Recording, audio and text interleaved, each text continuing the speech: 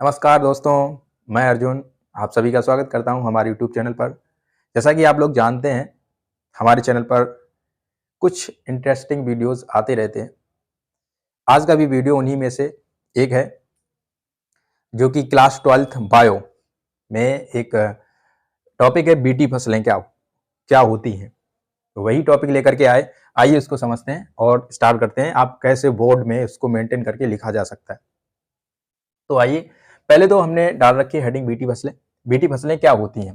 देखिए, बीटी फसलों को अगर हम सिंपल भाषा में समझें तो बीटी फसलों का अर्थ ये है कि बीटी फसलें ऐसी फसलें होती हैं जिनके अंतर्गत क्या होता है, पहले ही से ऐसे पदार्थ उपलब्ध करे जाते हैं, ऐसी प्रोटीन्स रखी जाती हैं जिससे उनके ऊपर क्या हो, किसी भी कीटनाशक की आवश्यकता ना पड़े।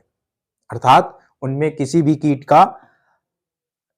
जो है नुकसान ना पहुंचा सके उनको।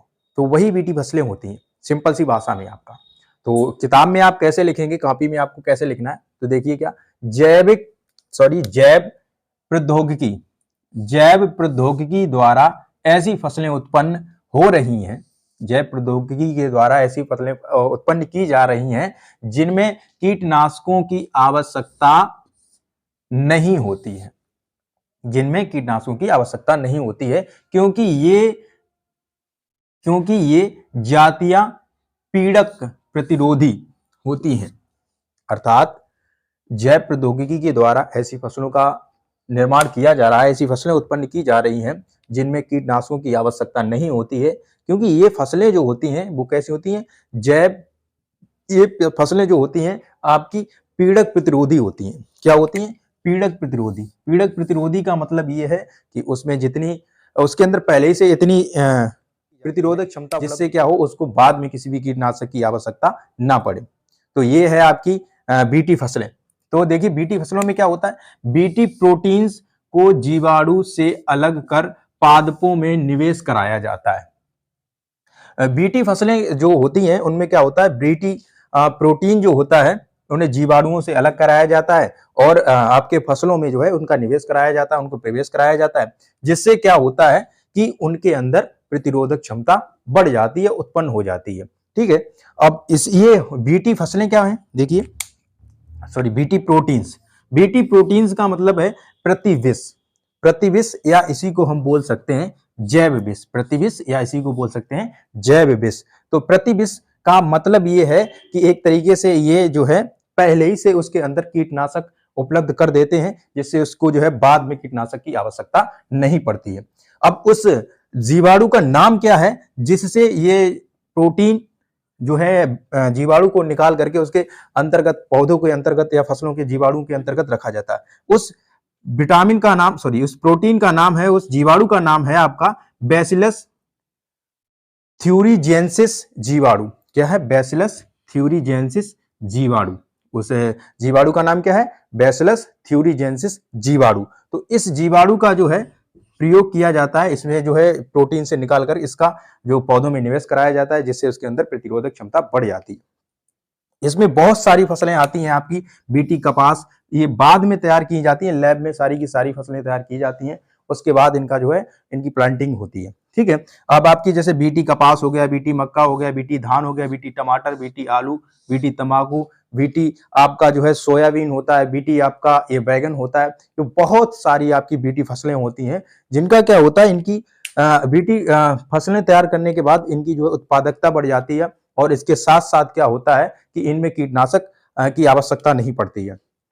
तो इसमें से आपकी कुछ बीटी फसलों को लेकर के, जैसे आपका कपास, एक कपास को लेकर के आप एग्जाम्पल के तौर पर इसे पढ़ेंगे तो बताते हैं इसमें क्या प्रोसेस होती है, क्या आपको जो है बीटी फसलें, कैसे इसको बीटी कपास बनाया जाता है। तो आइए देखिए, पहले तो होता क्या, ये जीवाणु ऐसी प्रोटीन का निर्माण करता है जो अनेक प्रकार के कीटों को नष्ट करने की क्षमता रखता है।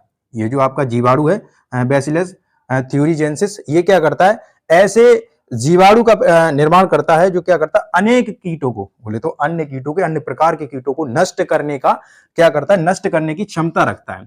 ठीक है, ये फसलों में निष्क्रिय होता है, फसलों या जीवाणु में बोल सकते हैं। ये जीवाणुओं में कैसा होता है, निष्क्रिय होता है। जिस जीवाणु में इसको डाला जाता है ना, वो वहां पर निष्क्रिय होता है, वहां पर कोई प्रभाव नहीं दिखाता। लेकिन जैसे ही कोई जीवाणु इस पर पहुंचता है तो ये जीवाणु उस पर पहुंचेगा तो उसका जो है, जैसे ही उस जीवाणु ने उसको जो है, कीट ने उसको खाना प्रारंभ किया, खाने के बाद क्या होगा कि जैसे ही वो उसके आहार नाल में पहुंचेगा वैसे ही क्या होता है, सक्रिय हो जाता है। जीवाणु में कीटों में पहुंचते ही सक्रिय हो जाता है और उस कीटाणु को क्या करता है, खत्म कर देता है, मार देता है।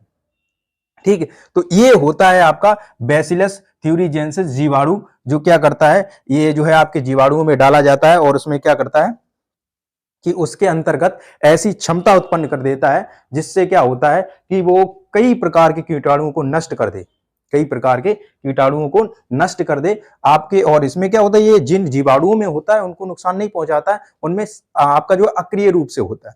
जैसे किसी अन्य जीवाणु में ये पहुंचता है, वैसे ही क्या होता है, अन्य कीट में पहुंचता है और ये सक्रिय हो जाता है, उसके आहार नाल में पहुंचते ही उसको क्या कर देता है, मार देता है। ठीक है, तो ये होता है आपका क्या, बीटी कपास के अंतर्गत टॉक्सिन नामक प्रोटीन बनता है और इस प्रोटीन के क्रिस्टल स्पोरो में इकट्ठे हो जाते हैं, अर्थात जो जीवाणु जो होता है उसके स्पोरों में एकत्रित हो जाते हैं, उसके स्पोरों में एकत्रित हो जाते हैं और बाद में ये कीट, जैसे ही कोई कीट उसके पास पहुंचता है तो ये कीट पर कैसा होता है, सक्रिय हो जाता है और उसको क्या करता है, उसको नष्ट कर देता है। ये होता है आपका बीटी फसल। इसमें एक टॉपिक और जोड़ लें यहाँ पे, छोटा सा एक लाइन, क्या कि जीव में विष, जीन विष बनाने वाला, जीन विष बनाने वाला क्राई कहलाता है। क्या, क्राई कहलाता है। जीन में जीव विष बनाने वाले को क्राई कहते हैं। ये कई प्रकार के होते हैं। ठीक है, तो ये रहा आपका क्या, बीटी फसलें। बीटी का अर्थ ही है बैसिलस थ्यूरीजेंसिस जीवाणु। बीटी का मतलब यही है, बैसिलस थ्यूरीजेंसिस, इसी के नाम से बीटी रखा गया है इसका। ठीक है, तो दूसरी फसल आपकी हो जाएगी गोल्डन राइस। क्या हो जाएगी, गोल्डन राइस। देखिए गोल्डन राइस क्या है, ये भी आपका क्या है, एक बीटी फसल है कि उसमें हमने आपको बताया था गोल्डन राइस। तो दूसरी इसमें क्या है, इसमें विटामिन ए की कमी को दूर करने के लिए इस चावल का विकास किया गया। जो व्यक्तियों में विटामिन ए की कमी हो जाती है, उस कमी को दूर करने के लिए ये गोल्डन राइस, जिसको गोल्डन धान या सुनहरा चावल बोलते हैं, इसका विकास किया गया, जिसे सुनहरा चावल कहते हैं। इसे क्या बोलते हैं, इस चावल का विकास किया गया और जिसे सुनहरा चावल कहते हैं। इसको उत्पन्न करने के लिए पादपों पर 3 जीनों का प्रत्यारोपण किया गया। इससे बीटा